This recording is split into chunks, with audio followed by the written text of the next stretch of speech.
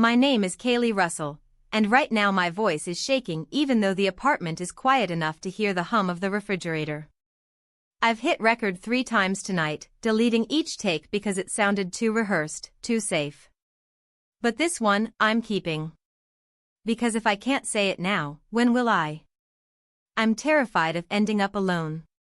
Not the petty no plans on a Friday kind of alone, though that stings, too, but the cavernous kind, where the future unspools like a corridor with the lights switching off one by one, until you're not sure you're still on the map. There's one night I always return to when that fear tightens its grip. I was 16, sitting in a hospital waiting room that smelled like over-steeped tea and antiseptic. Mom had slipped on black ice and shattered her ankle.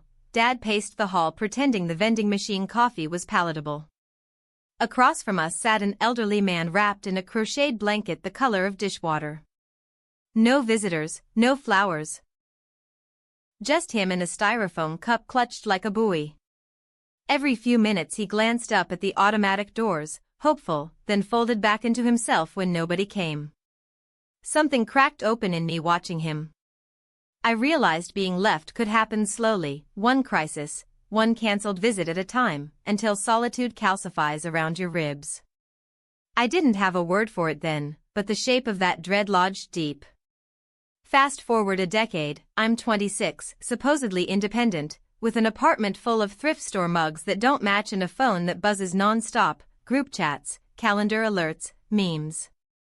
Yet some nights I look at the single dent in the sofa cushion and think, if I disappeared, would anyone notice before my rent was overdue? I tried fixing the feeling with motion, new hobbies, louder parties, dating apps that turned romance into a swipeable buffet. But after each burst of novelty, the quiet returned, and in it I heard echoes, "You'll be the woman under the gray blanket someday." Therapy is teaching me that loneliness isn't a prophecy, it's an alarm telling me what matters. I've learned to sit with the early morning hush, to breathe through the spike of panic rather than race to smother it. And I'm practicing the terrifying art of asking, "Do you have time to talk?" trusting that some people will say yes. So that's my confession. Saying it aloud doesn't erase the fear, but it turns on a light in that dark hallway.